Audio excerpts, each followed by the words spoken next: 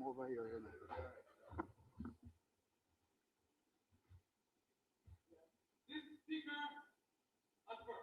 know. Almighty God. Capital needed to scale. I want to thank the Jamaica Stock Exchange and the Financial Services Company for their efforts, the Financial Services Commission, for their efforts in launching the junior market and now the micro market. Capital raise size would be for the micro market entities. They'll be allowed to raise capital from $50 million to a maximum total of $100 million. In terms of public participation requirement, at least 20% public shareholding with at least 50 new shareholders, including the sponsor. Provisions will be made to allow the listing of micro-entities who are associated with junior and main market companies as a necessary provision to promote the role of sponsors in building stronger supply chains and facilitating wider participation in the formal economy by MSMEs. Madam Speaker, micro-market entities will be required to have an audit committee. Micro-market entities will be required to file semi-annual audited within 60 days, 12 months audited statements within 90 days, and annual reports within 120 days of the year end. Micro-entities will be required to transition to the junior market once they reach a capital threshold of the $100 million. Let me also commend the main Jamaica Stock Exchange market, which was incorporated in August 1968 and began trading on February 3rd, 1969. It was launched during the administration of the Most Honorable Hugh Lawson Shearer-led government. At that time, the Honorable Edward Seaga was Minister of Finance and Planning, and he championed the establishment of a formal securities market to mobilize domestic savings, provide businesses with access to equity capital, and deepen Jamaica's financial sector. Following that, in 2009 was the launch of the junior market to further mobilize domestic savings. That was the JLP's Manayard, Honorable Audley Shaw. This was the stock market that might not have been had the voters not sent this government to Parliament. Yes. Madam Speaker, the micro market is not merely launching another market.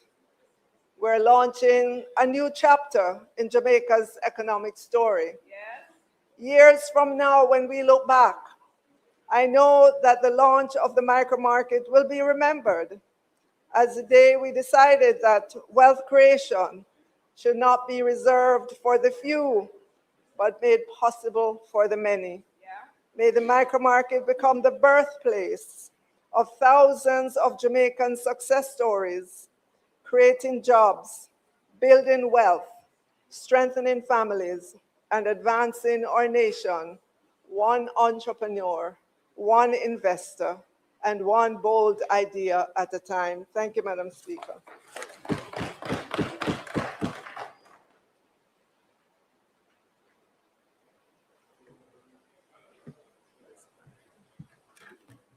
Responding is the member from St. Andrew Southeast.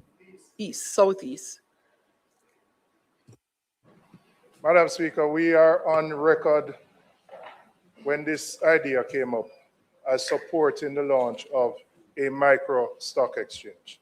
And so we have no issue and actually support this development because we believe access to capital is the greatest inhibitor of growth, particularly for micro enterprises. But there's a lot more the government needs to do if it intends to catalyze and achieve growth in the MSME sector. And for those MSMEs, and I put emphasis on the M and the S, access to capital remains the challenge. Now, when we look at the programs that are offered by the government of Jamaica, primarily through the Development Bank of Jamaica, it is still too difficult for MSMEs to access these programs, which give them the technical assistance, for example, to put their financial statements together, their balance sheets, etc., which would be prerequisites for them, for example, to be on a micro stock exchange. We have technical assistance programs that require MSMEs answering 138 questions to qualify for a grant. So we need to simplify the process, and we need to be in a position where we don't come back to this house and have DBJ funds unspent because the MSMEs cannot access the money. So we need to fix that. After 7 years, the government has finally taken some steps to implement the set aside that was promised in the budget for procurement for MSMEs. Grand announcement 7 years ago. I'm seeing some steps now. But I'd like the minister to give us a specific timetable as to when it will be implemented. Because again, the success of these MSMEs will depend on their ability to access government-issued contracts. The government is the largest player in the market. We all agree that there should be a set-aside, but without the steps taken to implement this, again, our MSMEs will languish. So, Madam Speaker, again, we don't have any issue with what is being implemented, and we have been on record as saying we support a micro stock exchange. But I'm calling on the government to do more within the power of the government on the issue of technical assistance and funding for the MSMEs, and ensuring that the set aside for procurement is implemented in a timely fashion. Thank you. Thank you, Member. Are there any questions? Member from St. Andrews Southern. Minister, I'm asking, how will micro enterprises be characterized or categorized for the purposes of this arrangement? Because in different areas of the economy and the law, there are categorizations of small, medium, and micro. And I'm wondering, given the amounts that you're saying should be raised by micro and small, how would micro enterprises be categorized for this purpose? The other question I have relates to the stock market generally. The Jamaican stock market has been in the doldrums for at least 5 years. And we're coming from the last full year of the Portia Simpson-Miller administration, where Jamaica had the best stock market performance in the world. And that was an outstanding achievement. And now we've seen years of anemic performance for the stock market. And I'm wondering what the government plans to do to reinvigorate interest in the equity market, given the long period in which the Jamaican equities market has been languishing with poor performance and limited investor interest. Those are my two questions. Are there any other questions? Manchester Central, are there any other? Manchester South, Manchester Southern, sorry. Are there any others? So just a reminder, when the minister is asked to respond, that's the end of questions. Member from Manchester Southern, Minister, after Yes. which you will respond. Thank you, Mr. Speaker. Madam Speaker. Minister, you point out to the fact that in this initiative, at least in the first instance, will potentially benefit 25 companies already identified to a maximum of 100 million each. So that's about 2.5 billion in capital potentially at the top end to be raised. But there are many times more than that amount now already raised by small and medium and large entrepreneurs in Jamaica. Or I wouldn't say large, small and medium entrepreneurs that's invested in the short-term rental market, which you announced a tax on 3 months ago, and still there is no clarity on how it will be implemented, although there is only 9 months remaining. We heard you were meeting with the GHTA recently to clarify for them, but fine for the big hotels, but the thousands of investors in the short-term rental market are still left in limbo, and they represent a much bigger amount of capital than we're talking about with this micro stock market.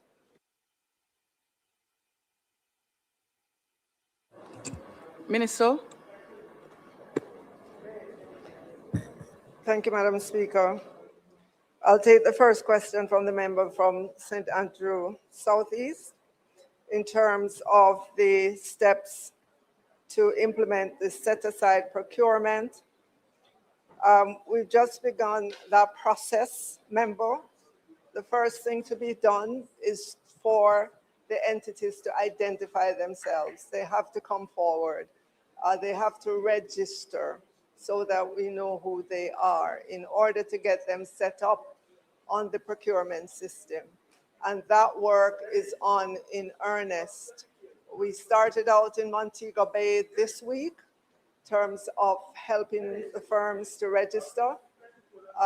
We will be going around the island helping companies to get on to the electronic platform.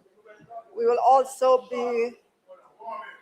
also ensure that within each ministry, we properly, bring the procuring officers up to speed, make them become knowledgeable, because we are serious about the set-aside. We're going to ensure that they have the tools, that they have no excuse. They can't say, we don't know who these companies are, or they're not properly identified, because that will be done for them through the procurement system that we have. And so, yes, will it start happening tomorrow? Maybe not tomorrow, but as we go around the island with these workshops, we will begin to see the SMEs register on the system, and alongside training the procuring officers internally, we'll begin to see a scaling up of this across the ministries.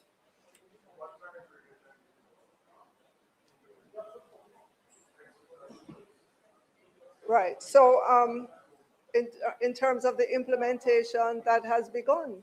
Companies are registering.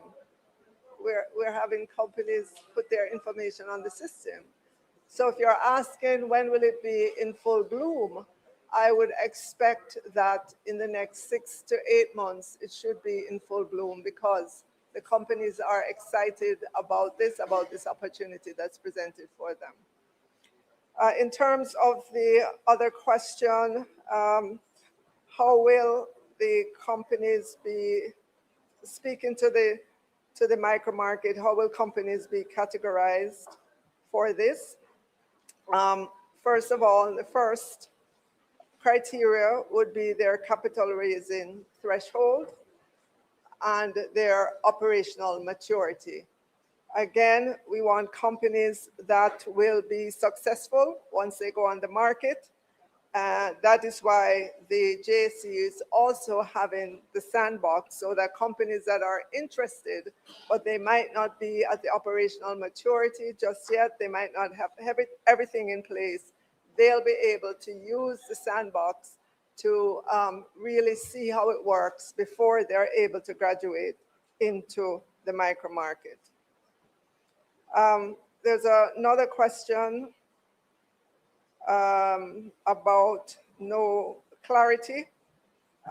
There will be clarity. That is why we gave time before implementation of the measure that was tabled in Parliament, member. On the stock market.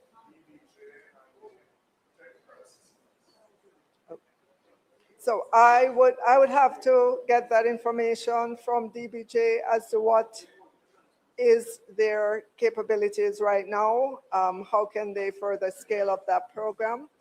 And I don't have the answer right here as to, their go forward, but I know that there is a need for greater levels of technical assistance to companies on a lot of different fronts, and we are willing to support that with more resources going forward.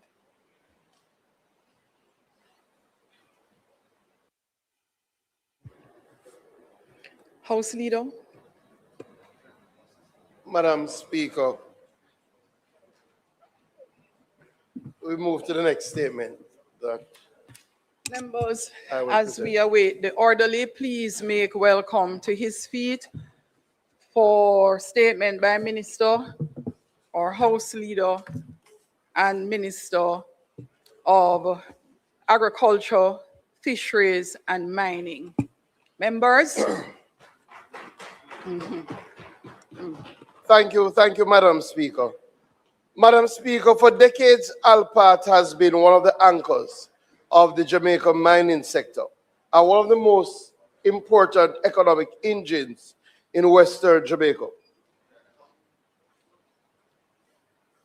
Yes, it will be distributed. No.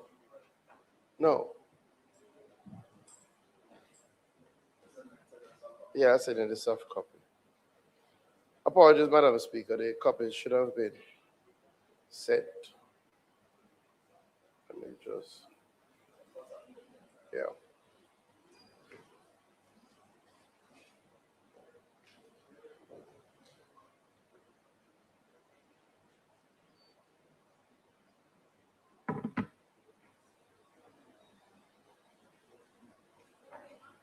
All right, so I ask the members, it will be provided in short order.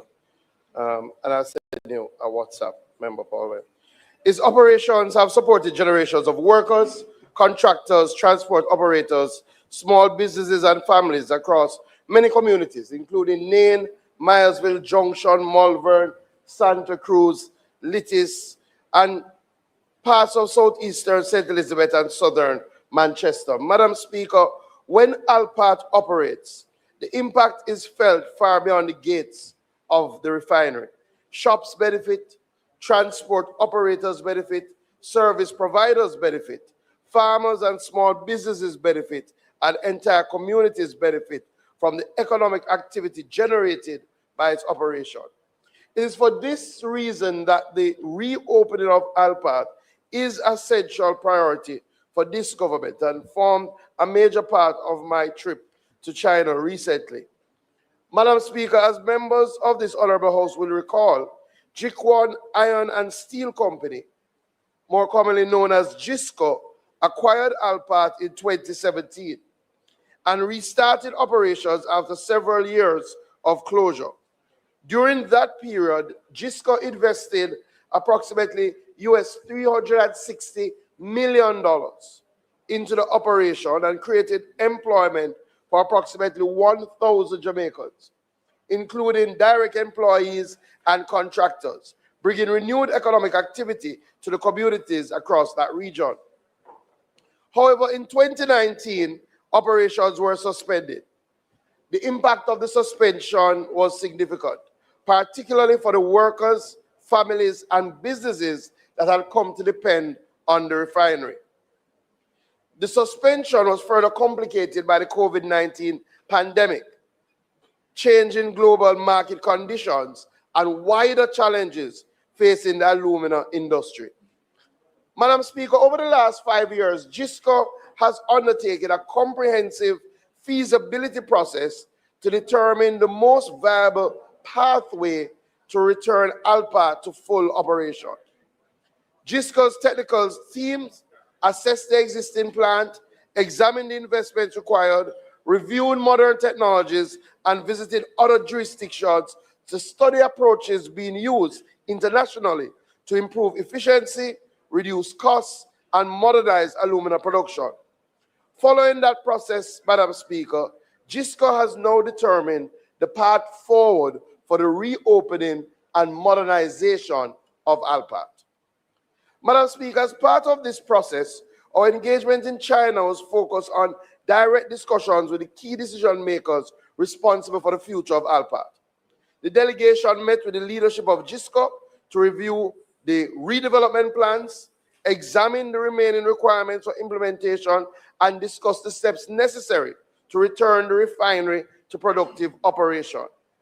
Madam Speaker, I had the opportunity to tour DISCO's industrial operations, including their aluminum refinery and steel smelting facilities. These visits provided first-hand insight into the scale of DISCO's operations, the technology being utilized, and the approach being taken to modern industrial production. Importantly, I was able to meet members with the board of directors of the DISCO group, including the chairman of the group. And in those discussions, DISCO reaffirmed that Alpat remains a strategic investment opportunity and forms an important part of the company's wider international growth and recapitalization strategy. Madam Speaker, I express Jamaica's appreciation for the investment that has already been made, but I was equally clear about the disappointment and frustration experienced by the workers, the communities, the stakeholders who have been waiting for years for the restart of the operations of Alpat. For the people of St. Elizabeth and surrounding communities, Alpat is tied to generations of work, enterprise, and opportunity. A matter that the member and my state minister from Southeast St. Elizabeth is very familiar with, having been the longest serving member on the Alpat Community Council. It has supported families, sustained businesses, and contributed to the economic life of those communities. Madam Speaker, as a part of the process, we also directly engage with the governor of the Gansu province and his team. It is important to understand, Madam Speaker, that DISCO is a state-owned enterprise, which is owned by the Gansu province, which means the provincial government plays a critical role in major decisions regarding investment, expansion, and long-term strategic direction. Therefore, being able to engage them directly was critical in relation to our discussions regarding Alpat. During our discussions with the governor, we reinforced the importance of Alpat reopening. We emphasized the need for continued support to move the modernization program forward, and we also spoke about deeper relations in relation to Jamaica. I'm pleased to report, members, that the governor gave assurances that efforts will be made to facilitate the timely reopening of Alpat and encourage DISCO to move expeditiously towards restarting operations, recognizing the importance of the project to Jamaica's economic development and the continued partnership between Jamaica and the Gansu province. Madam Speaker, arising from those engagements, DISCO has now written to me and has confirmed that following our visit and its extensive feasibility process, it will proceed with a two-phase modernization program for the Alpat refinery. Madam Speaker, the objective is to restore Alpat as a modern, competitive operation and a major player in global alumina production. DISCO's redevelopment plan is designed to return the refinery to a production capacity of approximately 2 million tons of alumina annually, implemented in two phases, with phase 1 targeting 1 million tons per year and phase 2 adding a further 1 million tons. Phase 1 represents an investment of approximately US $490 million and will focus on returning the facility to operation using newer, cleaner, and more efficient technologies. This investment will include the modernization of major operational systems, the upgrading of the plant infrastructure, the redevelopment of power generation facilities, the implementation of dry stacking technology for residue management, and the rehabilitation of the critical rail and port infrastructure. The company has committed to making every effort to satisfy the necessary preconditions to allow construction activities to commence before the end of this year, with the objective of an official launch before June 2027. The project in phase 1 will take 20 months to completion. Madam Speaker, the global alumina industry has changed, and the future of Alpart requires an operation that's more efficient, sustainable, and positioned to compete internationally. That is why in the modernization plan, it includes the introduction of advanced technologies and a 5-megawatt photovoltaic and energy storage hybrid system, positioning Alpart as a green, low-carbon demonstration project. The plan in phase 1 also includes the rehabilitation of the hurricane-damaged Port Kaiser, recognizing that the success of the refinery depends on strengthening both the plant and the critical infrastructure required to support efficient operations. Madam Speaker, the good news is work has already begun in key areas.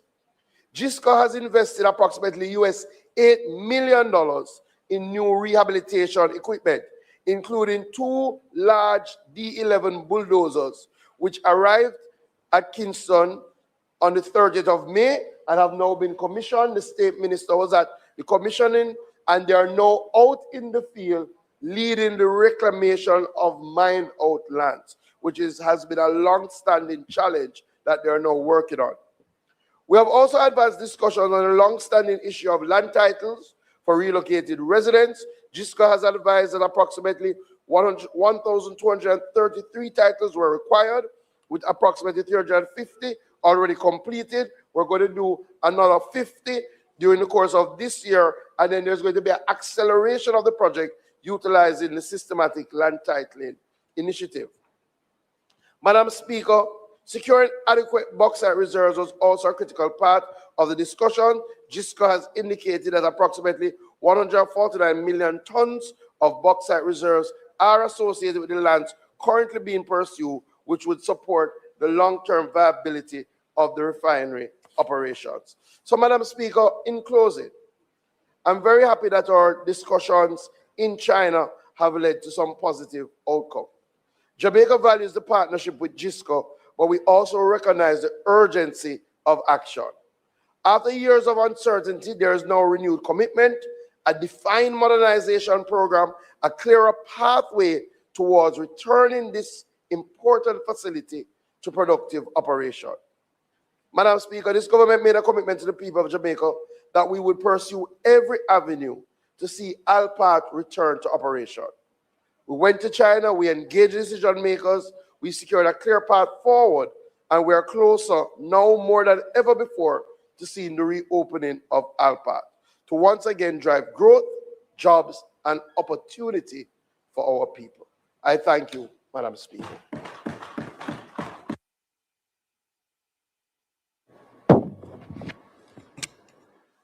Thank you, Minister. The member from Manchester Northwest will respond.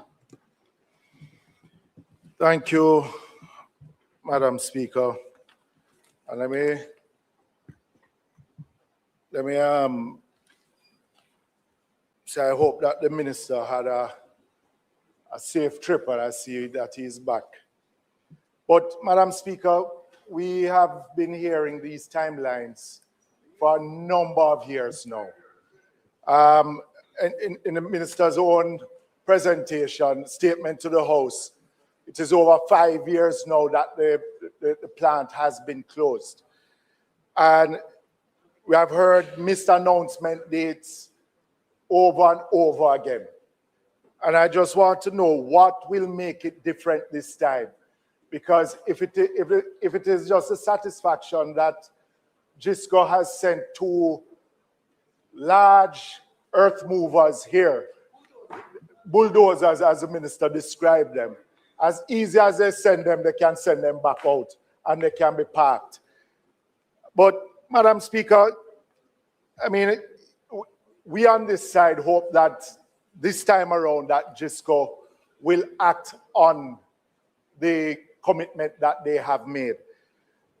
But I want to ask the minister, if DISCO misses the next deadline that they have committed to, And I would have hoped that it wouldn't have taken the minister and the administration 5 years to really hold GISCO to book on this one.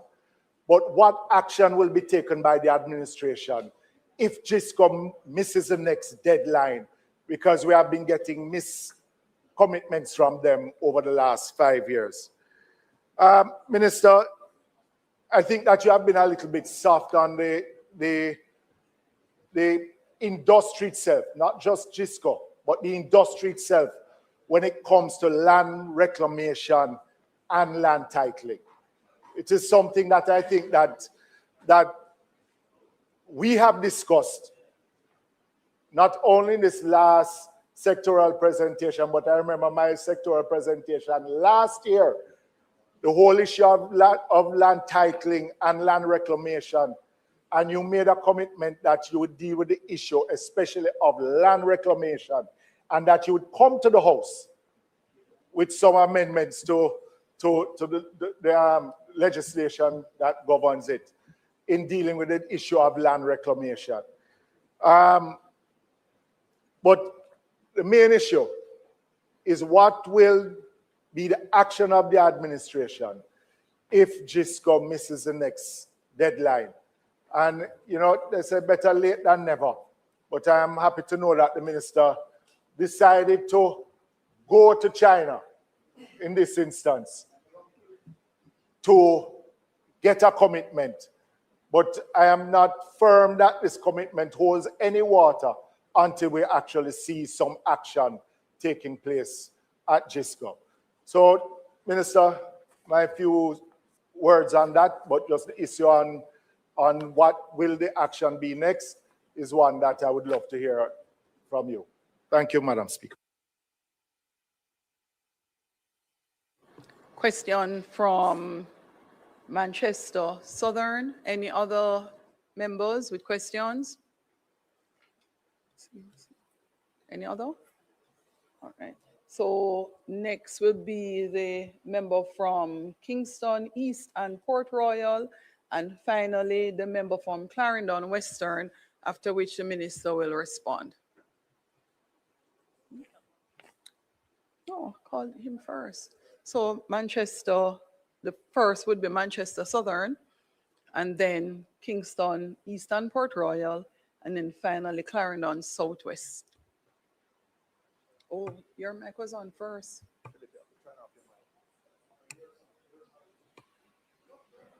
No need to turn it off. Thank you. Or you can. Thank you for this update, Keep it Minister. You Yeah, turn it. mentioned in your speech Turn it that off. Manchester Southern is one of the constituencies that's most affected by, could you help me with it, Madam Speaker? This one doesn't see very well. Thank you. You mentioned in your statement, Minister, that Manchester Southern is one of the constituencies that has been most affected by Alpart's mining and refining activities and related activities. And in particular, I welcome the fact that we may see some action in terms of the accelerated reclamation of mined out lands, because I think this applies almost exclusively to the Manchester Plateau and Southern Manchester. When you answered questions in this House about 6 to 9 months ago related to Jamalco, and they are not observing the law in terms of reclaiming pits within the time provided, you said you had a zero tolerance for non-compliance with the time set out for reclamation, and that your mining department had assessed Jamalco for fines. I don't remember the figure off the top of my head, but there were substantial fines. Can you give an update on whether those fines have been applied? Question one. Secondly, can you give an update on what is the status of fines for Alpart, who have much older mines that have not been reclaimed or rehabilitated. And can you give an update on that? Third is with respect to the 1,233 titles that are required. Again, Minister, you would understand that perhaps the lion's share of those titles relate to residents of South Manchester. So could you give, and I don't necessarily, I'm not asking you for details here, but could you commit to send the Member of Parliament in writing the areas for which this 350 already completed titles relate to, and a schedule for the balance of the titles? And finally, Minister, this 149 million tons of additional bauxite reserves that are associated with lands being pursued. Could you say if any of those lands are in southern Manchester? Thank you.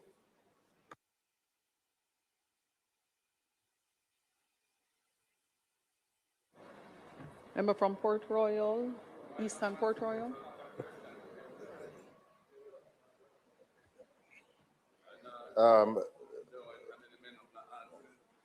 Minister, I have a few questions. Firstly, are there any tax concessions granted to DISCO for the investment that they are committing to do? And if you could provide details on any such tax concession.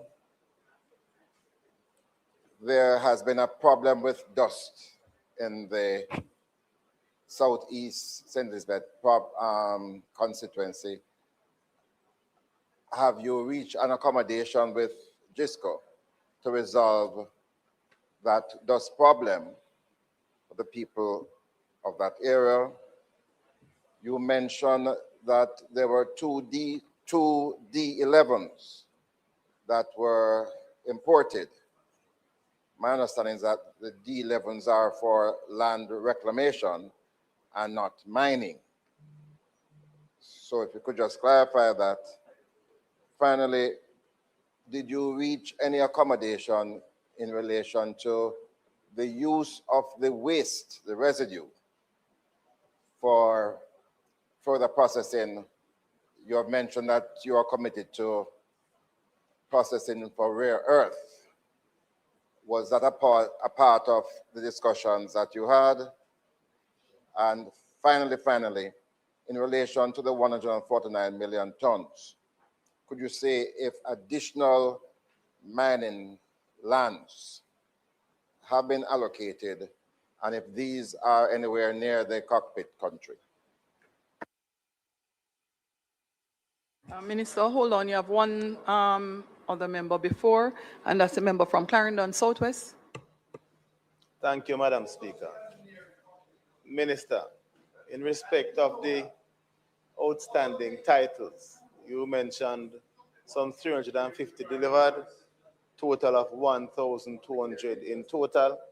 The question, Minister, is why would you consider systematic registration as opposed to vesting orders?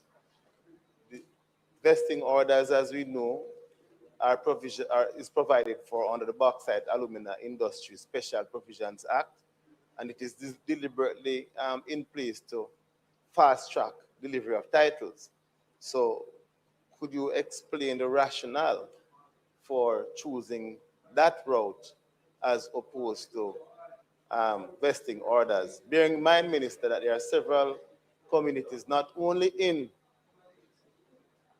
Manchester, but also in Clarendon, that have been resettled and have thousands of outstanding titles on top of these outstanding titles. Thank you, Madam Speaker. Thank you. Minister. Thank you, Thank you very much, Madam Speaker. Thank you, members. I'll start from Clarendon, Southwestern, and work my way back to the opposition spokesperson. So, members, it's not either or. We are using vested orders as right now. In fact, I signed some last week. And we have been using vesting orders for a little while now. But the sort of speed that I thought the vested orders would have brought has not really materialized, right? Because there are still some challenges. So we've met with the companies, and we would only use systematic where it would speed it up, right? Clearly, systematic does allow us to sometimes cover a larger area, right? And because the boundaries are already well defined in these areas, the thinking is that it may allow us to move faster on a larger scale. But we're not abandoning the vesting order system. We're still doing it now. What we're trying to see is how can we speed up? Because again, as you know, a number of these people have been waiting on their titles for decades, for generations. But good question. We'll continue on that trajectory. To the member from Kids Studies Third and Port Royal, a couple of questions. So no, there is no contemplation of any bauxite mining in the cockpit country or close to the cockpit country at all. And as of this moment, no new lands have been ascribed or allocated to Alpat, right? They have identified areas in Manchester, and not in Manchester Southern, in more Manchester Northern. They have identified areas that they may be interested in that are proximal to where they already operate, right?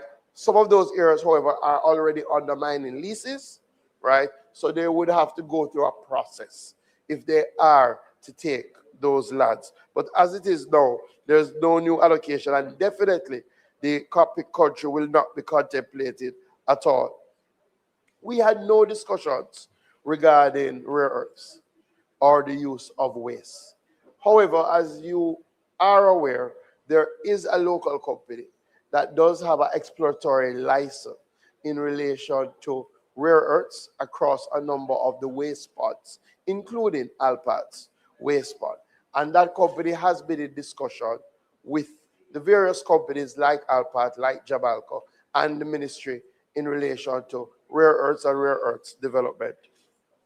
The bulldozers are for land reclamation, and it's in keeping with what the member from South Manchester indicated. We have instituted a zero tolerance approach. Now, the zero tolerance approach, as I said, is zero tolerance from where I've started, right? Because it would be very difficult. A number of the companies would have entered into arrangements, would have gotten concessions in the past from various ministers. So what I have said to the companies, and literally the Commissioner of Mines wrote to them to draw a line in the sand to say, as of all your pits must be completed within the time frame prescribed, right? I will, however, and I'm coming into your question, so let me just finish. In relation to the dust, a year and a half ago, DISCO implemented a system that has almost practically fixed the dust issue, right? To be honest, we have gone through now 2 dry spells with no complaints. And I had to commend them when I went there. I had commended the local team. They brought in some covering. So if you go into the Marsville area now, what used to be the waste pond is now covered with almost like a green shade cloth that acts as holding down the dust, right? We've been through 2 droughts. We're hoping it continues to hold. I have said to them, it appears because of wind, you have to keep replenishing the covering, but so far we haven't had any challenge. So that's a plus. GISCO there were concessions that were granted to GISCO upon the investment, right? A number of those concessions, they were not able to utilize because it had stopped, right? So at the time period when they stopped the operations, they basically had a 5-year concession. I can't tell you the details, but I can provide that information, right?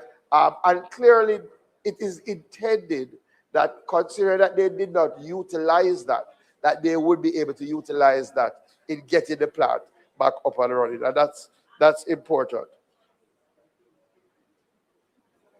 In relation to South Manchester, so definitely I will send the details in writing regarding the titles, right? I would send the 350 that have already been given out, and also what's the sort of schedule, right? One of the things that we discussed with GISCO is to ensure that funds are allocated for this, so that as they move through the rebuilding, they are accelerating the pace of getting the titles. Because I've said to them quite frankly, one, it's their responsibility, but also in relation to goodwill, it would go a far way in the operations of the company. So I will provide that. I wouldn't have the information in relation to the fines, but I will check, right? I know some letters were sent out after drawing the line in the sand, and I will see how that went. But definitely in relation to Manchester Southern, I think you have seen that reclamation has started. Yes, there was a, well, you know, long-standing, and those bulldozers are going to speed up the pace in Manchester Southern. And clearly, as I mentioned, not only on some of the challenges, but once we get Alpha back up and running, Manchester Southern would be a big beneficiary. He used to provide a lot of the workers for the plant, and I know that has really taken a toll, quite frankly, on the communities in the area. The opposition spokesperson, it's a very good question, and it is true that there have been time frames in the past, right? We had a very, no, and I do the last year one, we had a very frank discussion with GISCO. And let me start with the most recent time frame. The most recent time frame is that they had indicated that they would start the reconstruction, rehabilitation phase late last year, December of 2026. They had said they were going to do three things. They were going to do a comprehensive asset verification, which they would hire about 300 people. They were going to restart land reclamation because they had finished land reclamation, as if they were doing the land reclamation, and that they were going to start exploring again, because it's very important that they get back out there to see where the quality of bauxite in the areas, and they would start the phase reopening. In fairness to GISCO, they did 3 out of the 4, right? So they started the land reclamation, they hired about 300 people for the asset verification, right? And they started the exploration. And people will tell you, they saw people in and around their homes testing soil, etc., etc.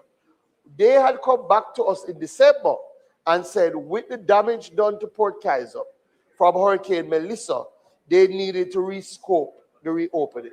It was at that time I felt it was critical that we engage at the highest level, because as you know, there is a bureaucratic process to get approval. So they have to go to the company, and then they have to go to the governor. And that's why we met with the governor as well. So I have been back now probably about 2 months, but I waited until I got their confirmation in writing in relation to their timelines and what they plan to do. So we don't have that. The question is, what action can we take? 2 things. Well, clearly, GISCO would have purchased Alpat. So I think we have to be clear about that. That was a company-to-company transaction. They own the plant. However, the plant can't operate without reserves, without mining leases, and without mining licenses. And those still lay in the purview of the Minister of Mining and of the government. And I have been very clear with them. The truth is, we are now at a stage where I'm very sure other companies are very interested in existing mining leases. That's the stage of our bauxite industry. So they appreciate that if they don't act now, they may be unable to act at any other time. So we do have some levers that we can pull. And I disagree with you wholeheartedly. I think the record will show that the most reclamation and the speed of the reclamation has increased under our stewardship.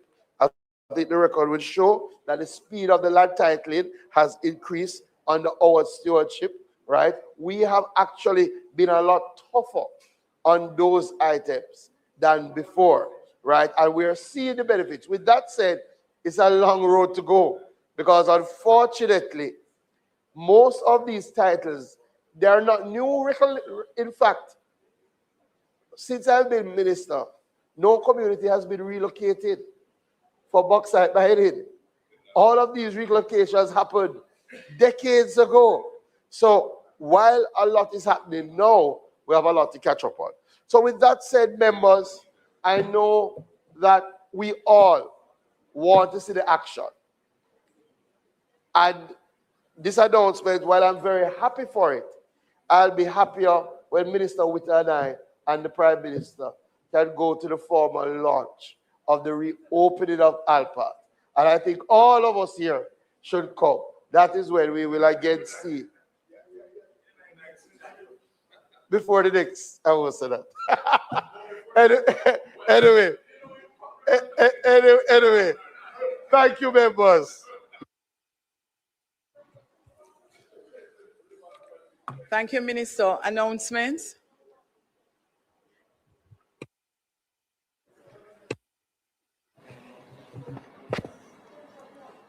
Laid on the table of the House are the following: Annual Report of the Casino Gaming Commission for the financial year 2022-2023 and its Ministry Paper numbered 44 of 2026, titled Casino Gaming Commission Annual Report for the year ended March 31, 2023.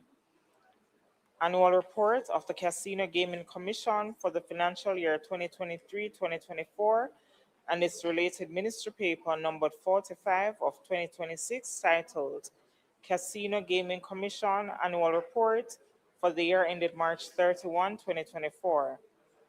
Annual Report of the Integrity Commission for the financial year 2025-2026. The Insurance Amendment Regulations 2026 under the Insurance Act. The Pension Superannuation Funds and Retirement Schemes Investment Amendment Regulations 2026 and its resolution under the Pension Superannuation Funds and Retirement Schemes Act. Integrity Commission's investigation report into concerns that Ms. Janet Cunningham, a Chief Internal Auditor, formerly employed to the Cannabis Licensing Authority, failed to file her statutory declaration with the Commission for the year 2023 contrary to law and notice of its indicative rulings. Integrity Commission's investigation report into concerns that Ms. Octavia Ming Campbell, a procurement officer, formerly employed to the Cannabis Licensing Authority, failed to file her statutory declaration with the Commission for the year 2023 contrary to law and notice of its indicative ruling. Auditor General's Department Certified Appropriation Accounts under Head 20011 Recurrent Accountant General's Department for the year 2016-2017, Head 2000 Ministry of Finance and the Public Service for the year 2022-2023, Head 20000 Recurrent Minister of Finance and the Public Service 2022-2023, and finally Head 56000C Capital for the Minister of Science, Energy and Technology 2022-2023. Thank you, Madam Speaker. Thank you. Bills brought from the Senate, petitions, papers, reports from committees, notices of motions given orally. I'll start with the exemption motion. Okay, you may go ahead, Minister. Thank you, Madam Speaker. Madam Speaker, I beg to give notice that at the next meeting of the House, I'll move the following motion: the Pension Superannuation Funds and Retirement Schemes Investment Amendment Regulations 2026 Resolution. Whereas Section 58(1) of the Pension Superannuation Funds and Retirement Schemes Act provides that the Financial Services Commission may, with the approval of the minister, make regulations providing for such matters as may be necessary or expedient for the purposes of the Act, and without prejudice to the generality of the foregoing, the regulations may contain provisions in relation to all or any of the following. A, registers to be kept for the purposes of the Act. B, provisions to be contained in a trust deed and plan rules or master trust deed. C, any other matter required by the Act to be prescribed. And whereas Section 58(2) of the Act provides that regulations made under Section 58(1) shall be subject to affirmative resolution.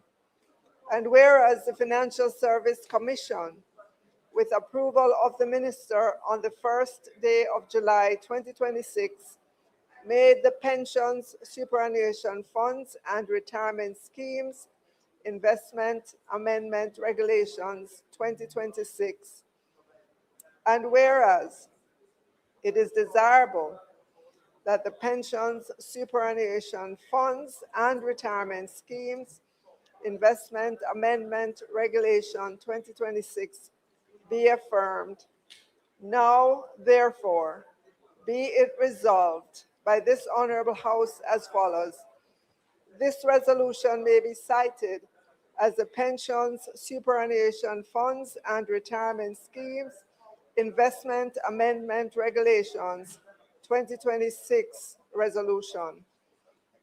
2, the Pensions, Superannuation Funds, and Retirement Schemes Investment Amendment Regulations 2026, which were laid on the table of the House on the 7th day of July 2026 are affirmed. Thank you, Madam Speaker. Thank you, Minister. House Leader. Madam Speaker, I beg to give notice that at the next meeting of the House, I will move the following motion. Whereas subsection 1G of section 41 of the Constitution of Jamaica requires a member of this Honorable House of Representatives to vacate his seat if any firm in which he is a partner or any company of which he is a director or manager becomes a party to any contract with the government of Jamaica for or on account of the public service, or if he becomes a partner in a firm or a director or manager of a company which is a party to any such contract. And whereas the Member of Parliament for Manchester Southern is a shareholder and or director and or manager at Proven Group Limited, its subsidiaries and associated companies. And whereas these entities may from time to time enter into contracts with the government of Jamaica and its affiliated agencies, and whereas the member has disclosed his interest in these entities, be it resolved that this motion be referred to the Ethics Committee of the House of Representatives for consideration and report. Madam Speaker, I further beg to give notice that at a later stage today, I will move for the suspension of the standing orders to enable me to take this motion. Madam Speaker, I beg to give notice that at the next meeting of the House, I will move the following motion. Be resolved that the Insurance Amendment Regulations 2026, which were laid on the table of the House on the 7th day of July 2026, be referred to the Regulations Committee of the House for consideration and report. Madam Speaker, I further beg to give notice as at a later stage today, I will move for the suspension of the standing orders to enable me to take this motion. Madam Speaker, I beg to give notice as at the next meeting of the House, I will move the following motion.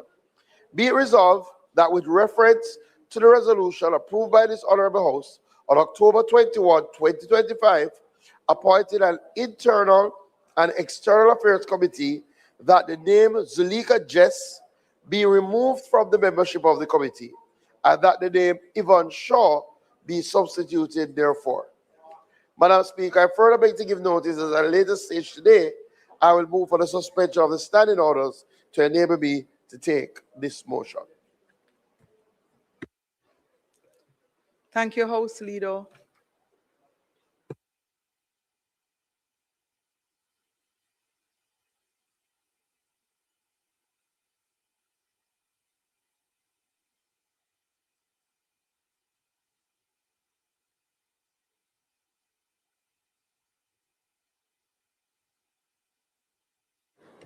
Oh, yes. Questions and answers to questions. Time being. Madam Speaker, with the time being 3:42, I now move that the House be allowed to answer questions at this time. Those in favor? Aye. Those against? The ayes have it. Member Paula? Madam Speaker, I just got a memo from the Minister of Energy, who is quite appropriately recognized that I need to give approval. He is not well, and he therefore has promised to have the questions answered next week. So as a reasonable member, I am acceding to his request.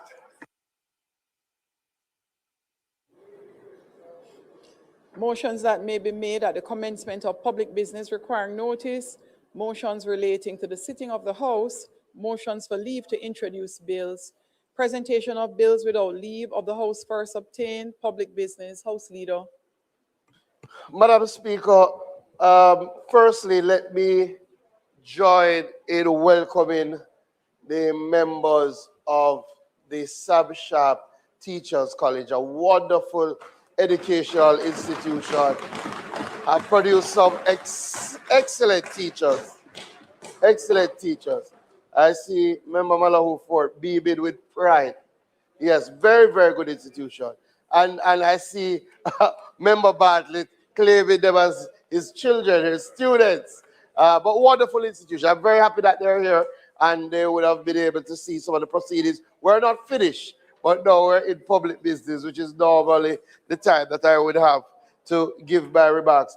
I will also just welcome Member Malahoo Fort back to the House. I know we have all shared our condolences, but it's really good to have her back. And we continue to pray for your strength in these difficult times. I know, but she moved so quickly. All right, in public business, Madam Speaker, we're going to take our motions. We have some motions that when I'll allow the Minister of Finance to go first, then I'll take my you have a motion in public business, or I'll take my motions then. And then we're going to conclude the debate on the Mediation Act. So I know the Minister of Justice opened the debate, and I'm very sure there are members who want to participate. So allow me first to take these motions in public business. So, Madam Speaker, I now ask for the suspension of the standing orders to enable me to take the motion, those of which I gave earlier, in relation to the Internal and External Affairs Committee and the substitution of members. Those in favor? Aye. Those against? The ayes have it. Madam Speaker, I ask that the motion be approved. Those in favor? Aye. Those against? The ayes have it. Madam Speaker, I now move for the suspension of the standing orders to enable me to take the notice in relation to the insurance amendment regulations being referred to the Regulations Committee. Those in favor? Aye. Those against? The ayes have it. Madam Speaker, I ask that the motion be approved. Those in favor? Aye. Those against? The ayes have it. Madam Speaker, finally, I move for the suspension of the standing orders to enable me to take the motion in relation to the referral to the Ethics Committee for the Member of Parliament for Manchester Southern, Those notice in of which favor? I gave earlier. Those in favor? Aye. Those against? The ayes have it. Madam Speaker, I now move that the motion, those of which I gave earlier, be approved. Those in favor? Aye. Those against? The ayes have it. Madam Speaker, we will now continue the debate around the Mediation Act. No, Minister would have opened already. Yes. So, we'll Minister, now continue. it will be a continuation. House Leader, do you have a listing of persons who have indicated they would like to contribute? I know on our side, Member Tufton, Minister of Health, and Member Dalrymple Filbert plans to contribute to the debate.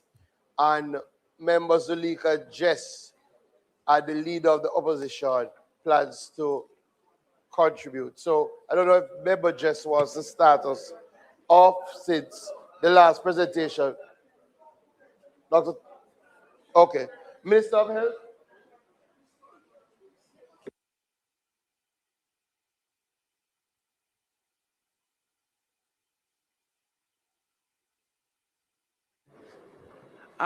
We will first take, rising to his feet to make contribution to this debate, the Minister of Health and Wellness. Minister Tufton, could you turn your mic on, please? Make him welcome.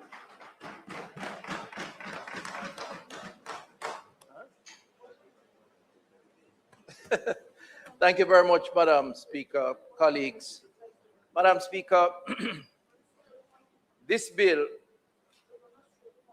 the Mediation Act 2026, is very important from a health and wellness perspective, and it is in that context that I rise to support the public health imperatives and offer full support, and indeed to commend the Minister and Minister of State and his team for putting this bill together and advancing it in this House.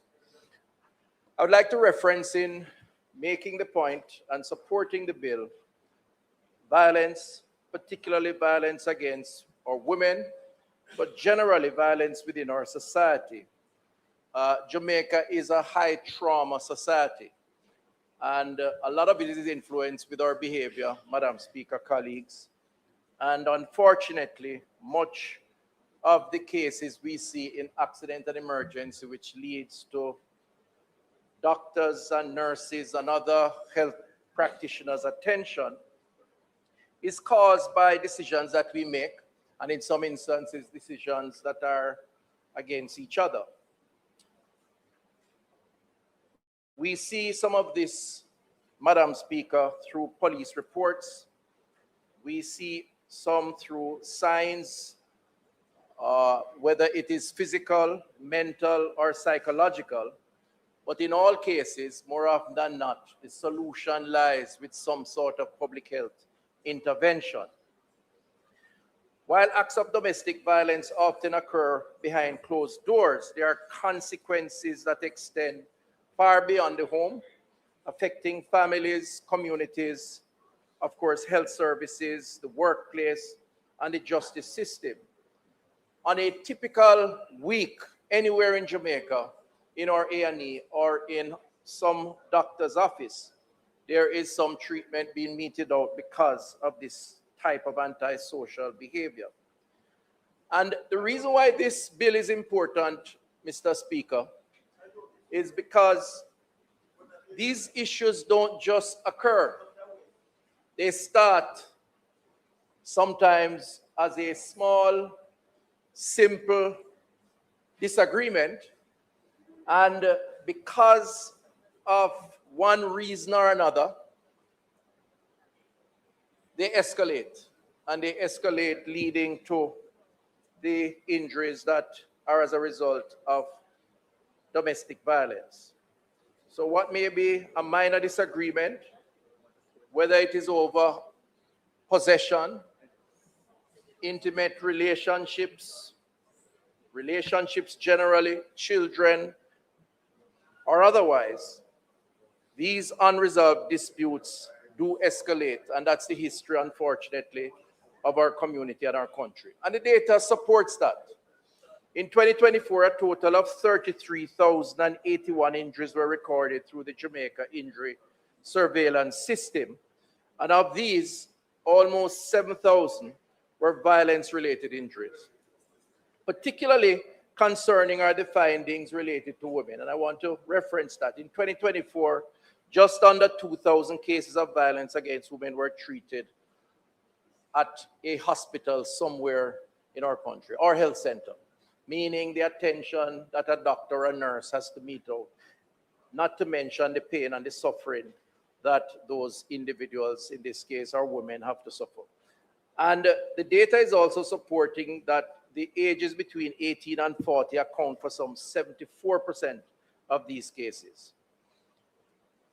Because of how the bill is structured, it allows an opportunity to deal with these issues early at the level of the community, whether through community leaders, through the mechanism that is created by this bill, hopefully to become law, to avoid these circumstances before they escalate, leading to a strain on the health system and the pain and the suffering which results. Madam Speaker, men are impacted too. The 2024 survey from the Jamaica Injury Surveillance System supports this fact. Some 2,593 violence-related injury among men, and almost 35% of that is represented through intimate partner relationships. In the case of women, it's higher. It represents some 74%, almost 75%. So men are impacted like women, but women are more impacted. And it's worth mentioning. Women are the backbone of our society, our communities, and our families. And as a government, we must do what is necessary to protect them and to give them the support that is necessary. Madam Speaker, in public health, therefore, we support the mediation bill that offers an opportunity to change that narrative by creating a structured framework through which disputes can be resolved before they become a crisis.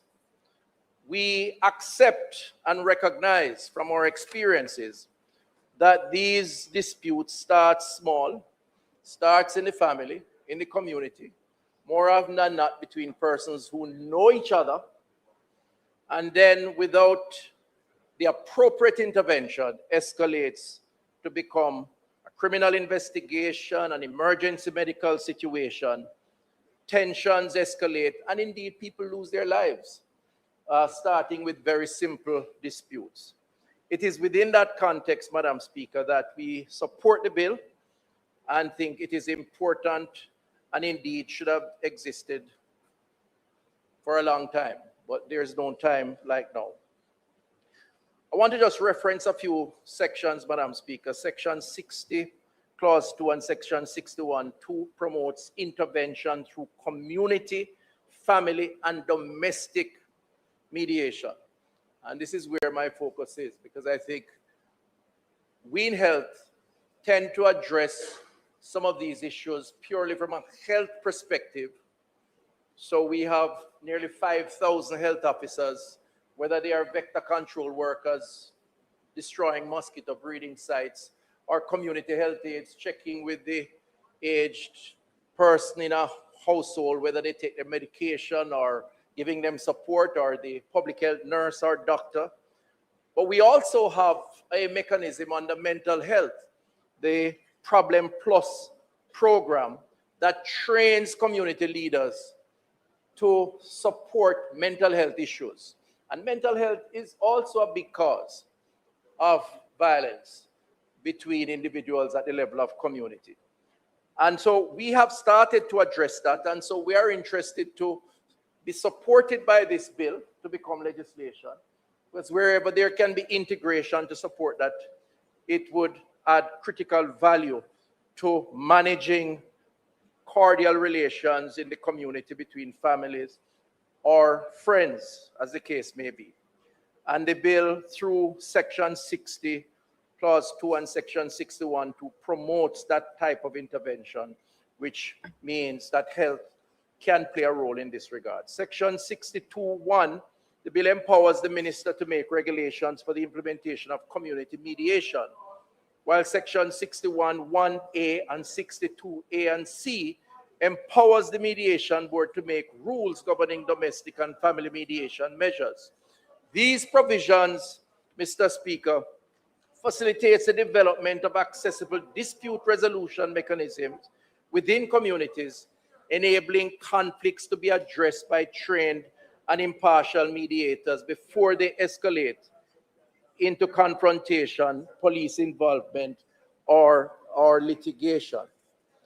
Section 61.3, Madam Speaker, we support. Clause 3, encouraging voluntary participation and cooperation pursuant to 61.3, where the bill promotes consensual dispute resolution by allowing parties to engage in constructive dialogue and work collaboratively towards mutually acceptable outcomes rather than have solutions imposed on them. In other words, there is a basis through this legislation, this bill, where collaboration can be established, cooperation can be established to address and resolve some of the dispute. Interestingly, too, is that the bill does not dismiss access to the courts where necessary if mediation at the level of the community fails.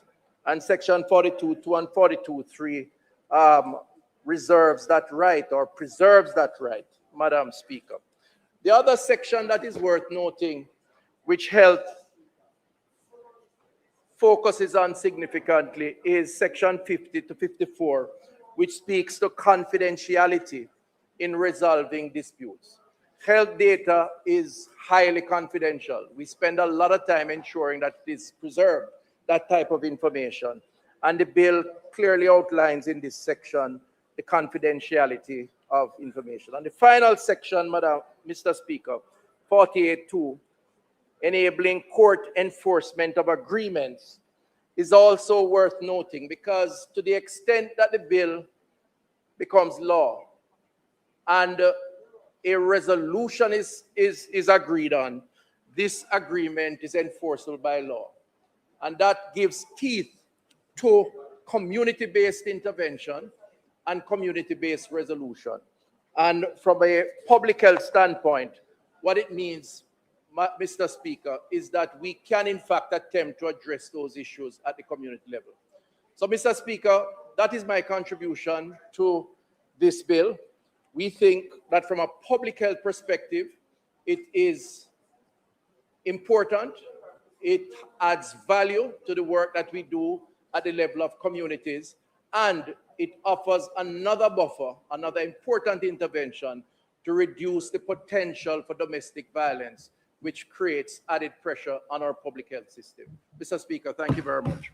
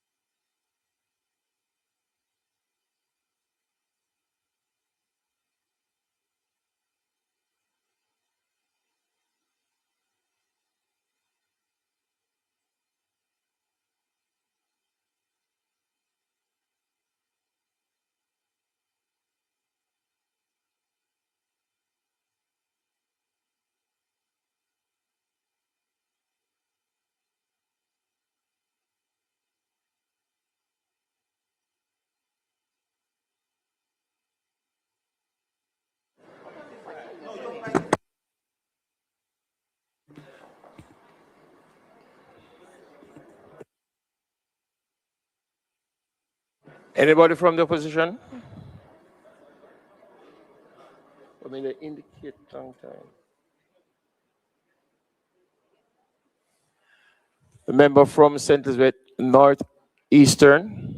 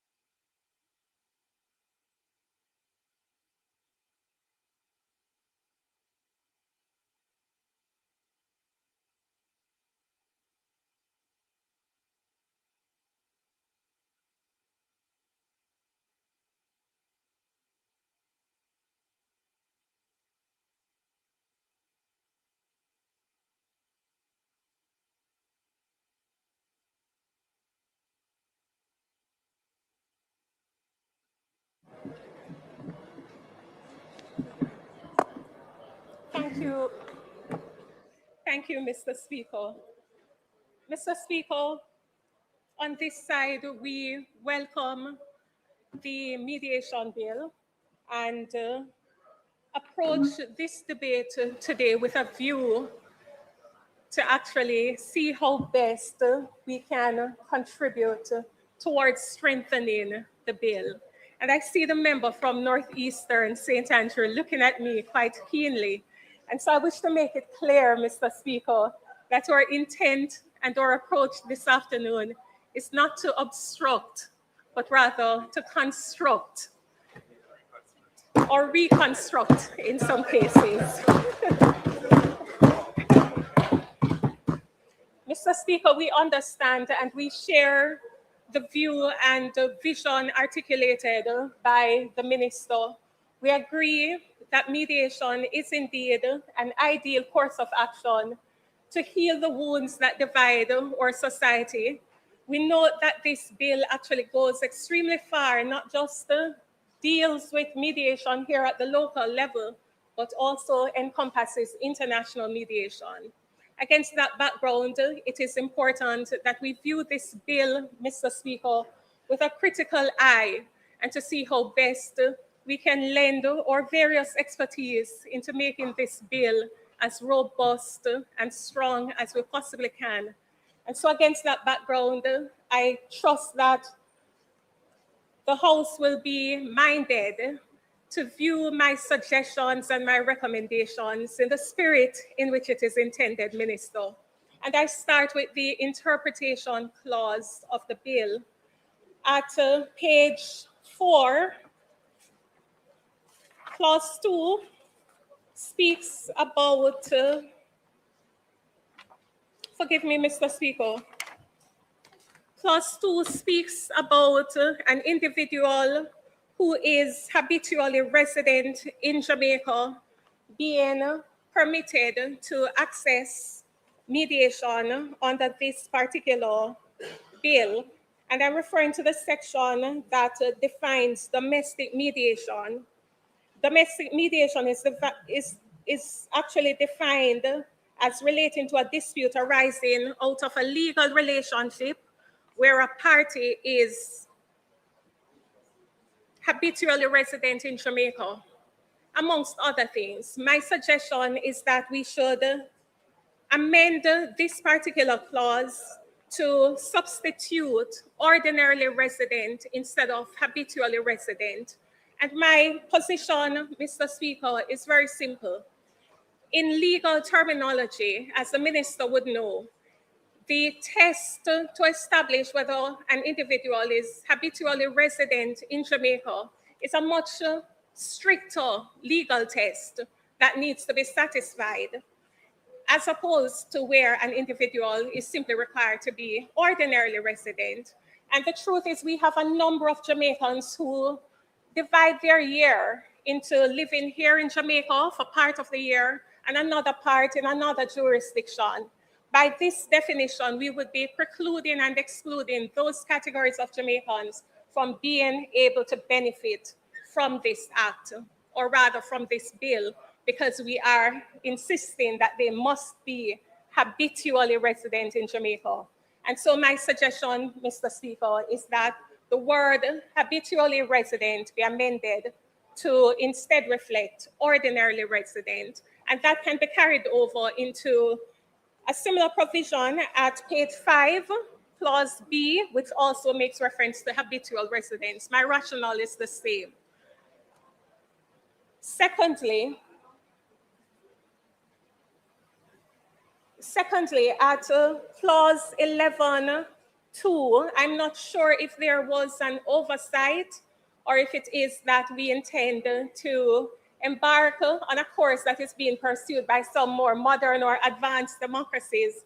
But I note that we have created a summary offense at clause 11.2, but the penalty is only stated as being a fine. It doesn't include what should happen in default of payment. And we do understand that not everybody will have the funds to pay $1 million. And so I'm of the view, Mr. Speaker, that it is good practice, Minister, And we've traditionally done this in our legislation where the default prison term is actually included in the specific act. And so my suggestion is that we should make a decision as to whether we are going to be consistent, because in the other provisions I note where there is provision for a fine, a maximum fine of $1 million, in default 6 months.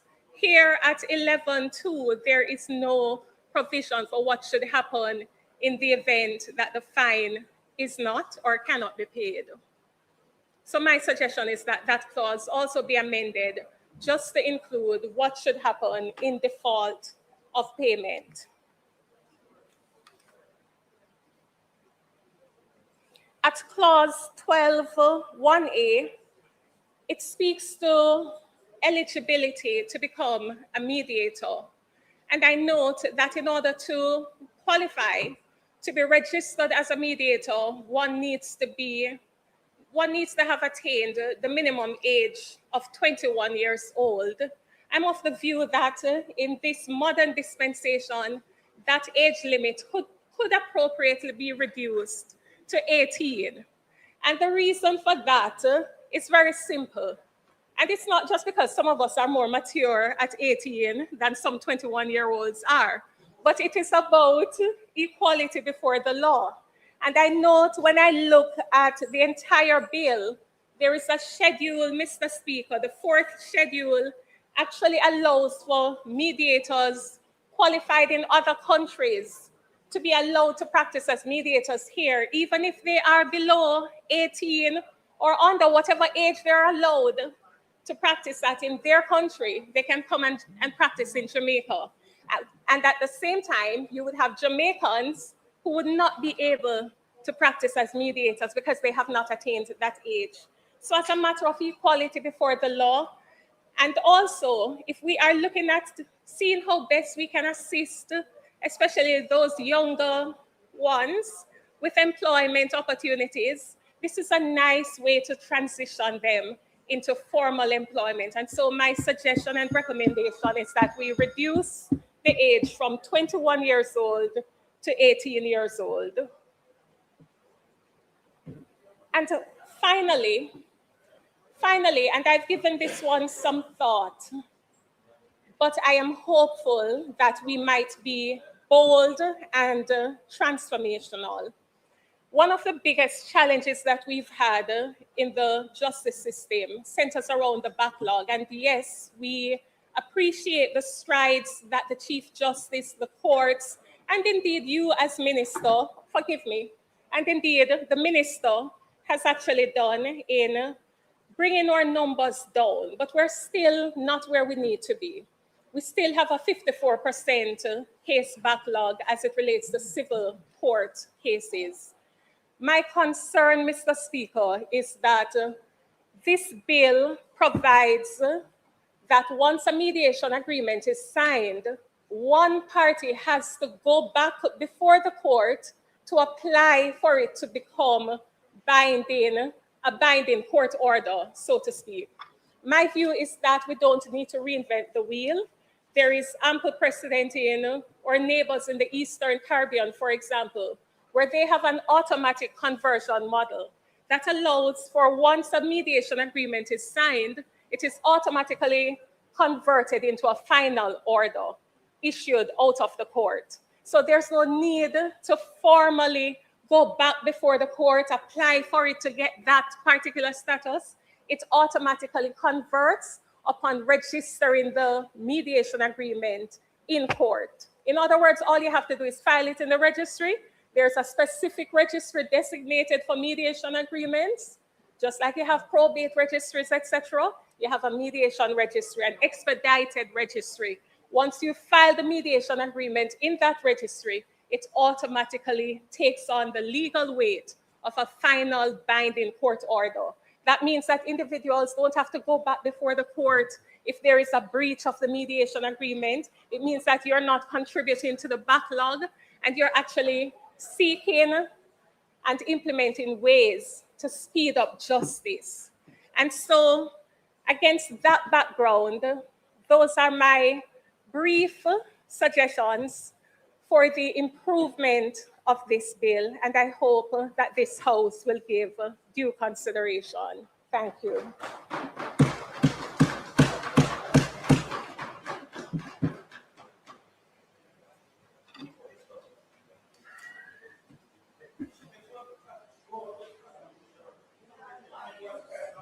Member from St. Andrew.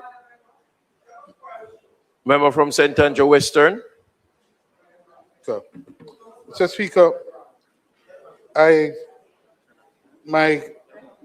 want to congratulate the minister and his team for finally bringing this piece of legislation to the House. Because when the Arbitration Act was brought in 2017, I think, I thought that shortly thereafter, there would have been the submission of the Mediation Act. It has been quite some time, and I believe that there is the need for international mediation, especially in the area of commercial matters, cross-border commercial matters. The Arbitration Act really relating to the New York Convention that addresses arbitration in a particular way. The mediation is a part of it. But more generally, I wondered, Minister, I didn't see, it wasn't clear what the interaction is will be between the reform in arbitration and the mediation, because we're looking at alternative dispute resolution. And I wonder if there isn't an opportunity to include in that mediation, conciliation, and arbitration, because they're part of a spectrum of alternative dispute resolution that we are seeking to reform in Jamaica. And it's not clear to me what the relationship is. Okay, but yeah, if you could point that out, because it's not very clear to me what that would be. Because I think conciliation, there is, if you don't address it in this way that include conciliation, then issues like labor relations and conciliation proceedings in labor relation there could be some lack of clarity around that. The other matter I'd want to comment on is really the enforcement provision for confidentiality and enforceability, because the point I think the minister addressed when he spoke about community mediation, it's even of greater need if you're talking about trans-border commercial matter, because there you have to have strong confidentiality clauses for persons to be incentivized, especially. But the relationship I'm talking about between conciliation and mediation, arbitration, because it's one continuum, and we're trying to incorporate alternative dispute settlement as one mechanism. So I don't know if that was thought through and how that is addressed specifically and decided on. All right? But I believe that this is necessary, particularly in the area of commercial matter, trade, investment matters. The cross-border settlement, the Singapore Convention is now proven. I think there's a track record there that we could follow. My other concern is really the training. I know we have done some work and we have some institutions already set up. I think the two the mediation center and one JICA, international IAIC, they're really part of the mediation center. But what about the training of mediators as opposed to arbitrators? And I know we've done some work in arbitration, but I think we'll need a deeper bench of mediator to address that. But I think overall, I think it's a long overdue step, and I think it will enhance the environment for international dispute resolution in Jamaica and the ecosystem for overall alternative dispute resolution. Thank you.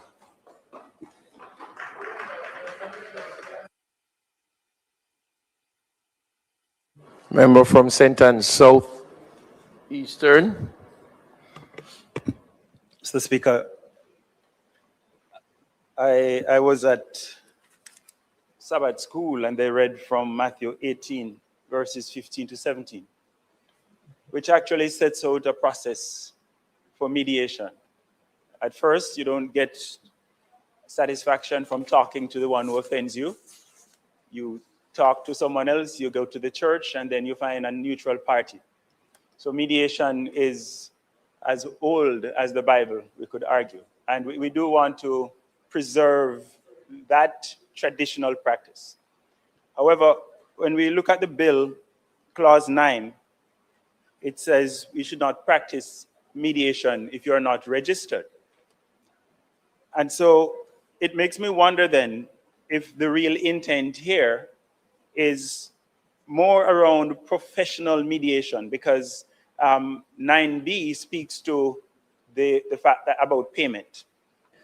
Hence, I would suggest, Minister, that we consider revisiting the objects so that object A, 3A, which says regulate the conduct of mediation, be reworded to speak to the regulation of the conduct of professional mediation. And in so doing, we are able to allow the traditional practices, and in the way that the Minister of Health spoke about the role, for example, of the CHAs, that would be allowed, right? They would not be violating the law when it becomes law if they're doing so. So that's my my suggestion here, that we have another look at object 3A and consider narrowing it to professional mediation.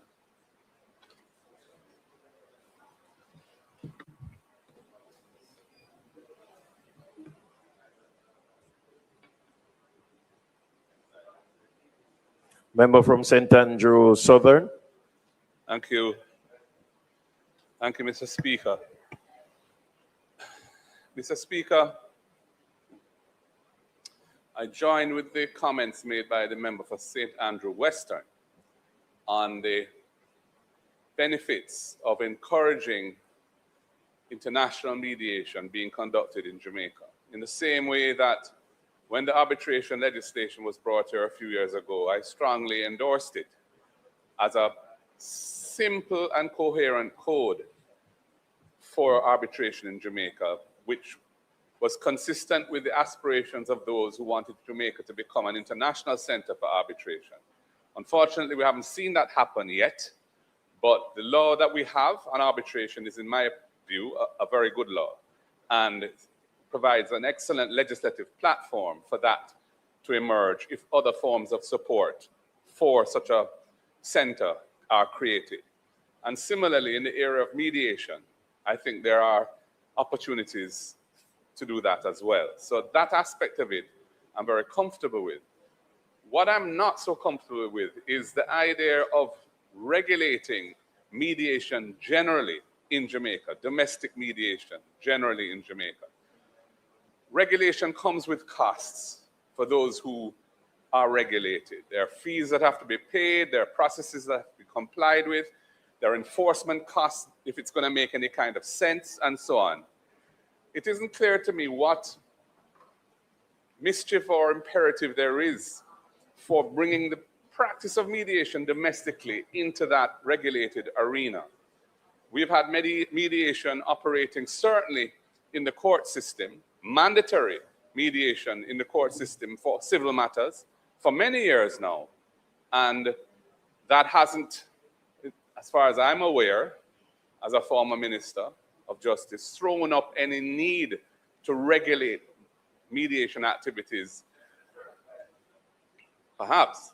And then I thought what we would be trying to do is encourage more mediation in the parish courts, including in the criminal matters, which would help to relieve some of the caseload burden from those courts, and is in keeping with the overall thrust through child diversion, restorative justice, You know, it's all part of a kind of strategy to encourage other forms of settlement of disputes other than through trial of matters. And I know that's something that you endorse. So I am mindful, for example, of what happened when the former Minister of Finance brought legislation here which sought to and has brought corporate services and trust services under the FSC. So you now have to be licensed by the Financial Services Commission to provide corporate services or trust services. That was never the case before. The effect of that has been that many law firms no longer offer those services. They have completely withdrawn from those services because the costs and burdens of operating in an FSC regulated environment those are excessive and onerous to their practice of law, which is already regulated by the General Legal Counsel for anti-money laundering and other such activities which we know are very sensitive matters for Jamaica. So in light of that history, where we have seen the effect of imposing new regulation on persons that were not previously regulated, sometimes doubling up in the case of lawyers who are regulated by the GLC, and if they want to form a company for a client, they have to be registered by the FSC, licensed by the FSC to do that, which is, you know, many practitioners feel is excessive and onerous and unnecessary. So from that perspective, I'm very wary of imposing any kind of regulatory burden on domestic mediation practices. I think that would be counterproductive if it was to act as a disincentive for people to participate in mediation services. And while I do think there's importance to having persons who are mediating legal disputes, which are under the jurisdiction of the court, to have some certification, as you've pointed out, and that is already the case,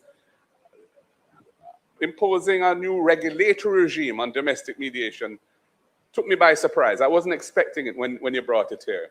I thought this would have been really focused on being the complement of the arbitration legislation that we have, which really has set the platform for Jamaica to become an international dispute resolution center, with arbitration and now mediation being another arrow in the quiver, so to speak, which would be an enhancement of the overall array of services that can be provided to companies here and abroad and cross-border transactions and so on.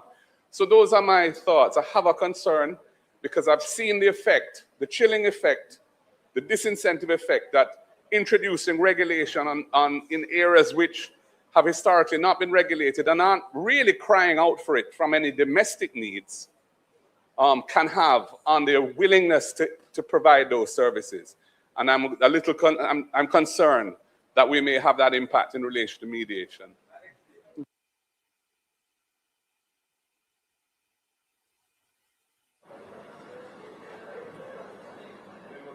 Member from St. Andrews South, Western. Thank you very much, Mr. Speaker. Thanks. Mr. Speaker, I had wanted to make just a few comments in relation to this bill. And I am grateful for the comments from the member from St. Andrews South, because it is akin to some of the concerns that I have. So I know that for several years, we have been encouraging a culture of mediation in Jamaica.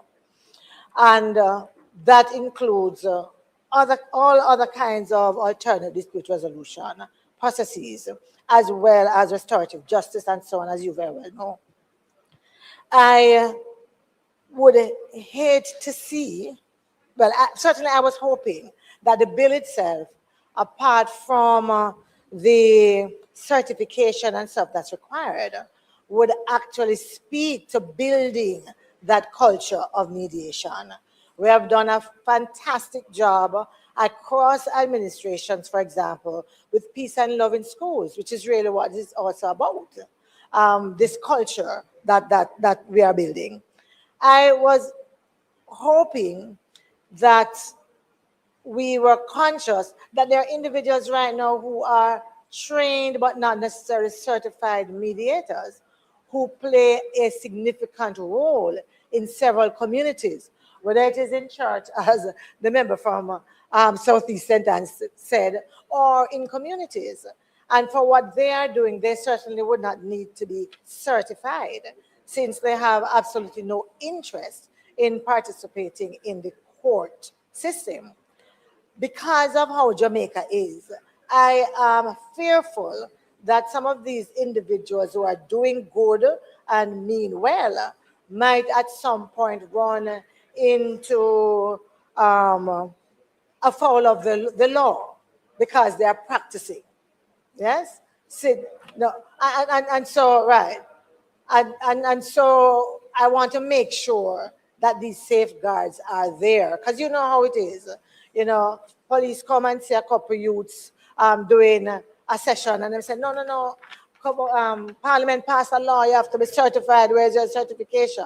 So I want to make sure that we are also mindful that it's not just in the courts that these things take place. They take place in communities, and persons who are engaged in those activities need to feel comfortable and that they are also protected as we move to professionalized mediators. Member from Hanover Western.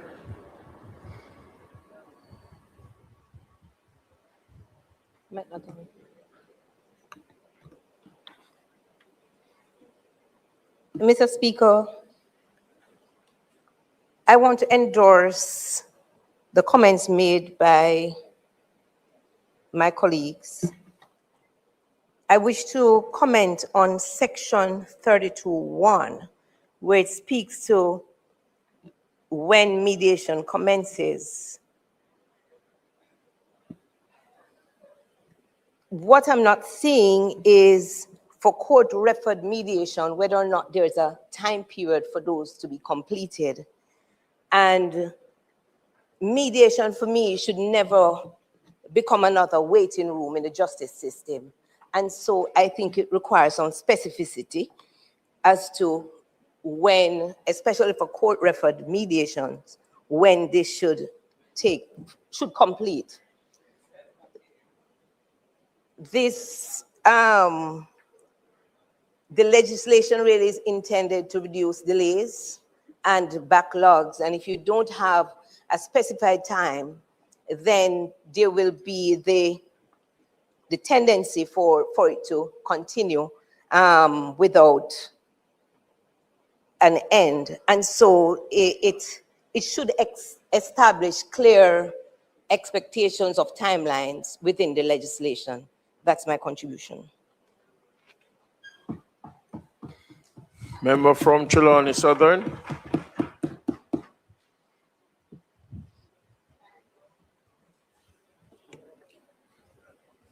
Thank you very much.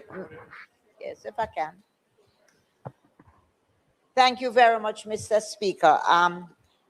I first of all want to thank the members on the other side for their contributions, valuable contributions, and a number of them can be incorporated as we get into community stage, because indeed it does appear that there is generally full and good support for this bill. I rise too to support the bill, and I want to pause to commend the Minister of Justice and Constitutional Affairs for his stewardship in bringing this important piece of legislation before the House at this time. The bill, Mr. Speaker and members, is another demonstration of the government's unwavering commitment to building a justice system that is more accessible, more efficient, and more responsive to the needs of our people. As a Minister of State, I have had the opportunity to witness the ministry's continued efforts to improve access to justice through innovation, through reform, and through the expansion of alternative dispute resolution mechanisms. And this bill represents another important milestone in this journey. Members, justice is not measured solely by the outcome of a case. It is also measured by whether or ordinary Jamaican citizens can resolve their disputes fairly, promptly, affordably, and with dignity. As an attorney practicing for many years in rural Jamaica, I know that litigation can be lengthy, costly, and emotionally taxing. While the courts will always remain indispensable in the administration of justice, not every dispute needs to end up in the courtroom. In many instances, the better outcome is the one that parties themselves can create through respectful dialogue facilitated by an impartial mediator. This, members, is what the bill seeks to do. It allows parties to move beyond positions that each person has and to focus on the real interest that they have in the discussion. It encourages understanding rather than hostility. It encourages cooperation rather than confrontation, and lasting solutions rather than prolonged conflict. In the Jamaican context, this is especially significant. We see the value of mediation most clearly in disputes that affect the ordinary Jamaican man and woman every single day. And I want you to just consider, for example, a boundary dispute between neighbors or even between members of the same family over a parcel of land. And that is a daily occurrence in our rural courts. These are among the most common matters that come before the courts, particularly where you don't have proper documentation. Sometimes the documentation is limited, sometimes it is non-existent at all. Or you have in the courts a disagreement over a fence. Your fence is on my piece of land, a right of way, or where one property ends and the other property begins, and that can remain before the courts for years.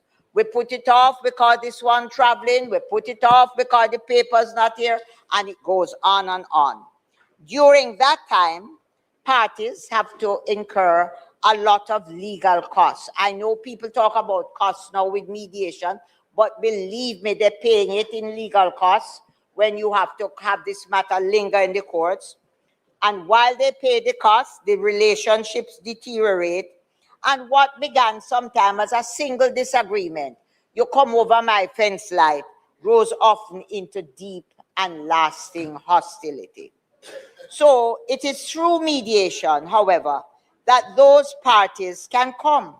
They can sit around a table with an impartial mediator, openly discuss the issues, examine the surveys and any little piece of paper them have, or bring in brother or sister who was around at the time and can help, and work towards a practical solution that they themselves have crafted. They can own the discussion. It is not an attorney standing up or a judge at the top that dictates what happened. They work it out for themselves. So instead of having years of litigation, they may resolve the matter in weeks and months. Instead of exhausting their resources on prolonged legal proceedings, they hold on to their money.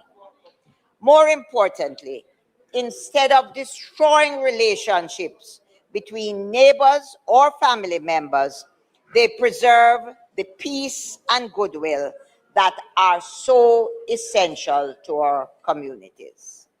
So, Mr. Speaker and members of the House, that is really the true promise of mediation and what it is that the minister and the ministry is trying to bring here to us in this country to help our citizens. It is not simply just resolving a dispute. It is about restoring relationships, reducing hostility, and allowing our Jamaicans to move forward with dignity and respect. It doesn't matter what the disagreement is.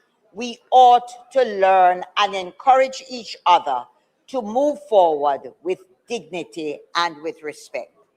So, the Ministry of Justice and Constitutional Affairs have long recognized that improving access to justice requires more than simply building more courtrooms or appointing more judges.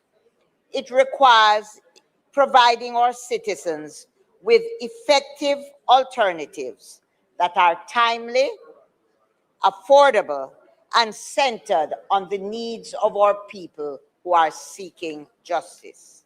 The bill strengthens that vision for our country.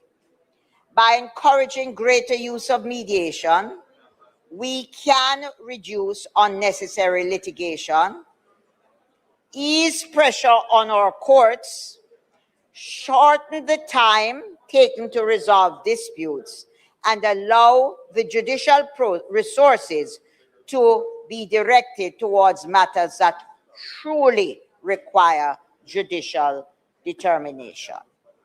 Most importantly, Mr. Speaker, mediation will empower our people. It gives individual ownership of the resolution process and enables them to craft practical solutions that work for their particular circumstances. Not a law that is set there that they have to fit in.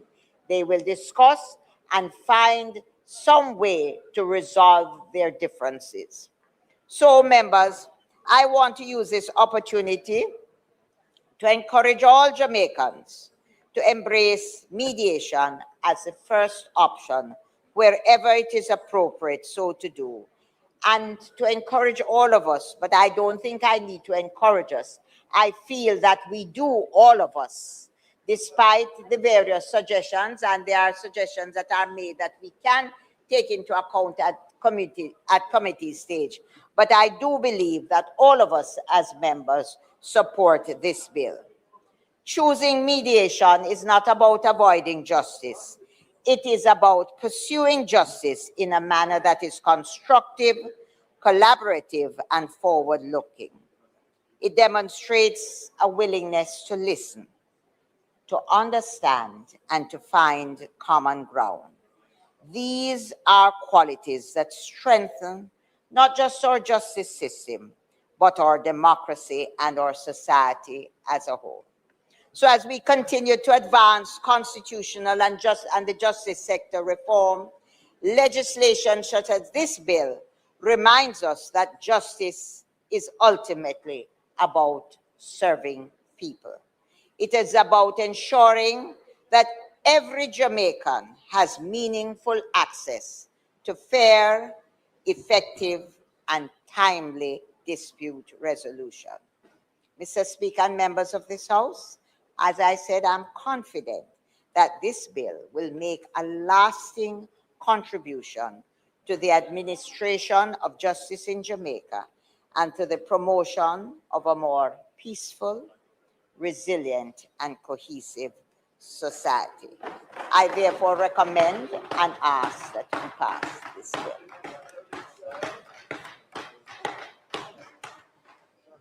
House Leader.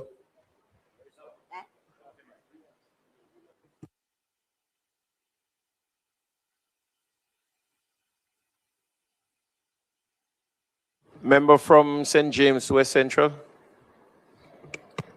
Mr. Speaker, I rise to support this bill entitled the Mediation Act. Having read the bill in its entirety, I believe that it is a welcome step in our alternative dispute resolution framework. The bill is well thought out and it is clearly written. I have taken note of concerns about overregulation. And while, as a general rule, I think in our jurisdiction there is a tendency to overregulate, this bill does not fall in that category. A requirement for registration or licensing without more does not equate to overregulation. I think much will depend on the rules that are to be made, the regulations. And I have every reason to believe that when those rules are made, that they will be facilitatory instead of restrictive. Mr. Speaker, providing for time frame for the conduct of any matter is something that always finds favor. In respect of mediation, I believe that it could be a little difficult because all matters must depend on their own circumstances, complexity, parties. And so it may be challenging to provide for the time frame within which the mediation is to be completed. But the bill otherwise sets out time frame within which actions are to be taken, and I think it is quite commendable. In addition to what all that is provided, I'm particularly taken with Part 9 of the bill, which makes provision for facilitated contract renegotiation. And it provides that a mediator may be appointed by parties to a contract to serve as a facilitator for facilitated contract renegotiation. It is such a welcome addition to the legal framework because we have so many examples of the need for renegotiation of contract, which would avoid breach of contract, delay, and everything else that comes with a genuine inability to perform a contract as initially agreed or negotiated. This bill binds the crown, and it is my hope that the government, when passed into law, will take advantage of this provision. Of course, Minister, you recognize that the prescribed forms will have to be done as soon as possible to ensure that once the bill is passed into law, the provisions can be utilized. But it is a forward step and a welcome step, and it has my support.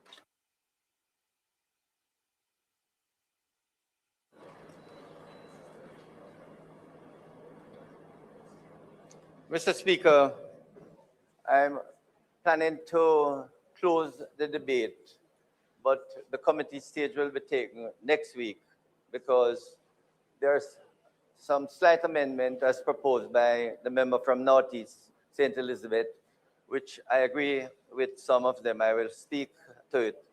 But the CPC, unfortunately, is not here because somehow she did not know that we were going to close today. So I will wait until next week to go to the committee stage where she will list the amendment so that the bill can be passed at the committee stage. But I want to thank the members who have contributed to what I believe will be a transformative bill for Jamaica.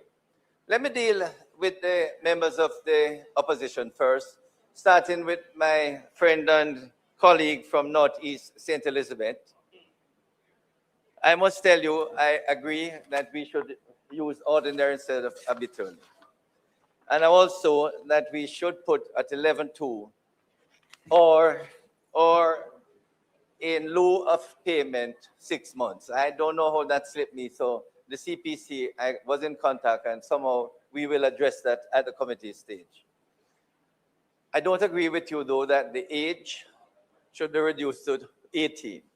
I think a mediator should be someone experienced. In fact, at one time I thought it should be 25, but age of majority 21. So I would say, let us leave it at 21, okay?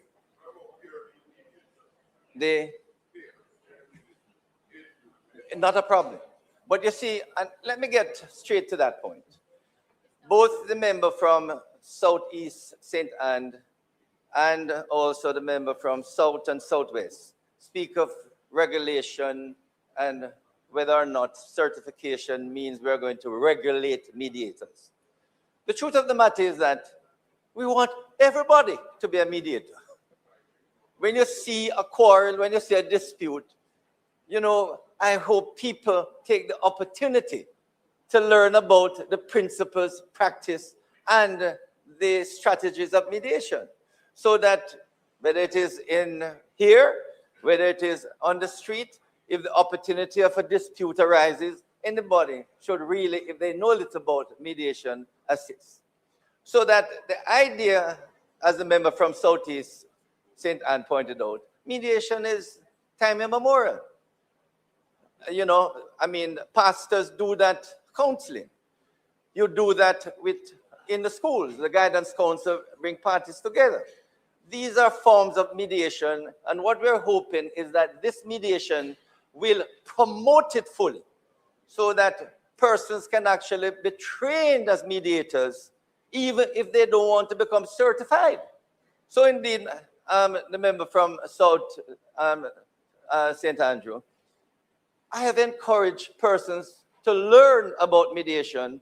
So I got the DRF, for example, 7 years ago, to train 600 JPs.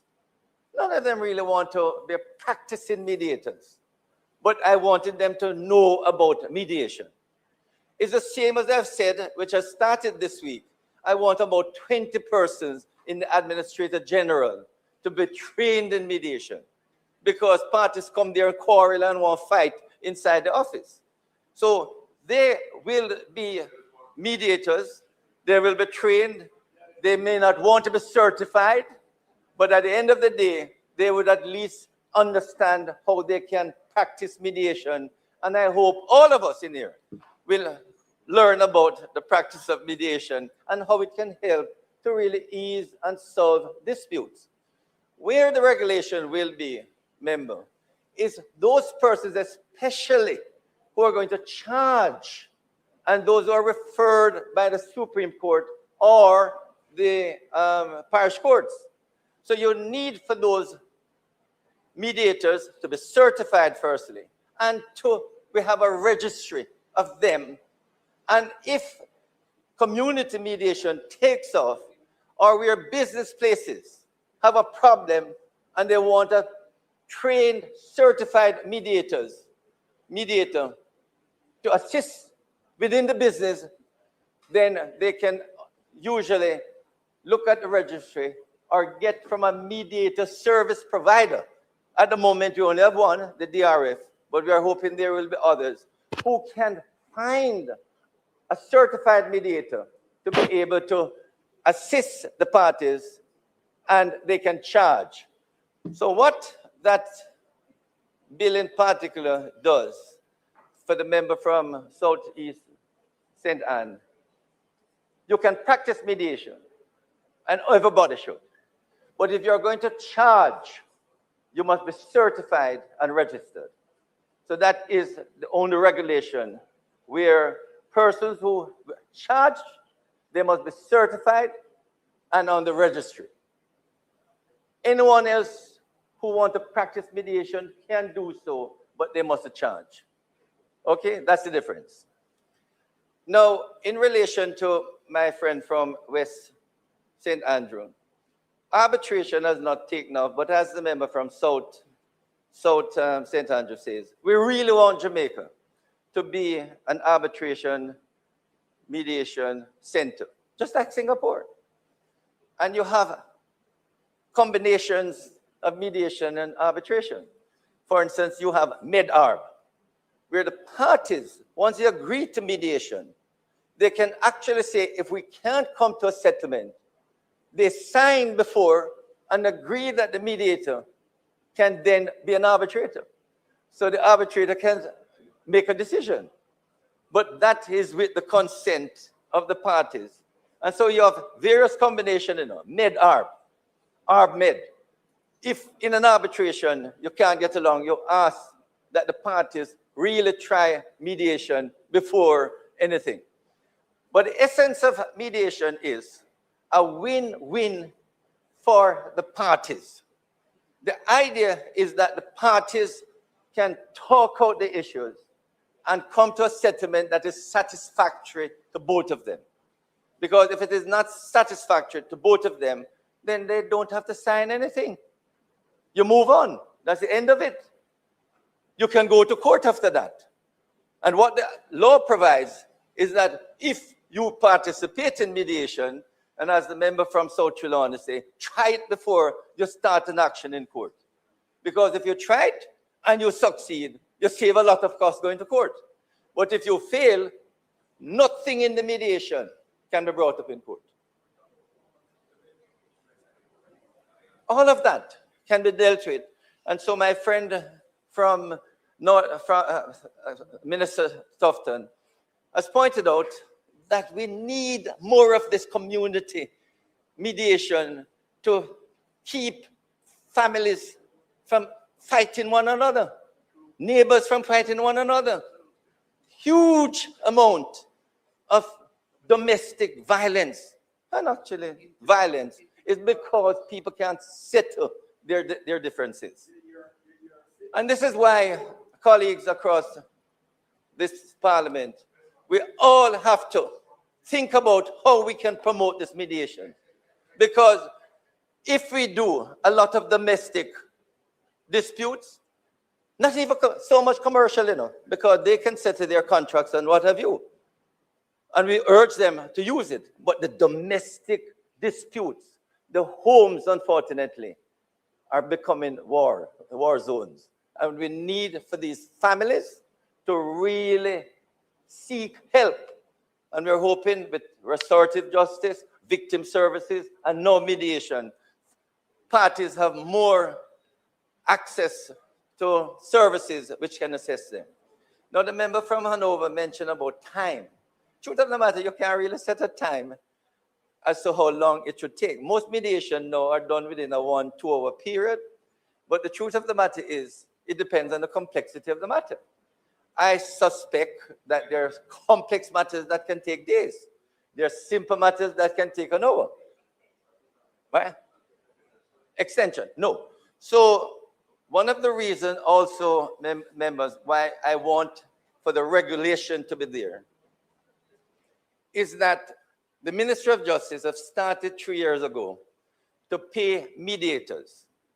And it came about because when I urged the Chief Justice to urge the parish court judges to send people to mediation, he looked at me squarely and said, most of these litigants can't even afford bus fare. How can they afford a mediator? And the mediators were charging $5,000 for each side. So we started out 3 years ago paying each side $5,000, but now we are paying $10,000 each side if they go through the means test and they can't afford it. And we have moved over the last 3 years from 10 million, 13 million, and 2025, 50 million we paid out because mediation, over 4,000 mediation was done over the past fiscal year, and 80% of them were settled. And the mediators, when they saw the bill, they said, thank you, Mr. Chow, promote it more. These are the mediators who make it some good money. I mean, and the truth of the matter is that we want more persons to be trained in mediation. I was in touch with the head of the DRF. He says that there are about 17 trainers, and we want over the next year for these 17 or so trainers to be utilized in all the government departments. I will be asking the permanent secretaries to really pay so that every department have some mediators. You have more conflicts in these departments than you can imagine. And we want teachers, at least 4 or 5 teachers in every school to be trained in mediation. And we're not saying that they should be certified, but if they do the training, well, every MP can be trained. And, even if the Ministry of Justice assists in the payment, because for the JPs, they're voluntary service, and we pay for their training, once they're interested in being trained. And I think this should be so across the island. So, colleagues, this is a bill which took some time because we bounced it off what is happening in other countries, especially Singapore, and we really want it to be acted on. We really believe that if Jamaicans use mediation more, then Jamaica can become the peaceful and harmonious place it should be. So, colleagues, I want to thank you and hope that when we return next week to sort out the minor changes as suggested by the member from Northeast, St. Elizabeth, we will just pass the bill next week. So thank you, members, for your support. Mr. Speaker, in light of that, we ask that you suspend debate on the bill. The request is on the floor for the suspension of the debate. Those in favor? Those against? Ayes have it. Mr. Speaker, it is not intended to do any further business this afternoon, and as such, we ask that the House be suspended for a date to be adjourned for a date to be fixed. The request is on the floor that the House be adjourned for a date to be fixed. Those in favor? Those against? Ayes have it. This House now stands adjourned.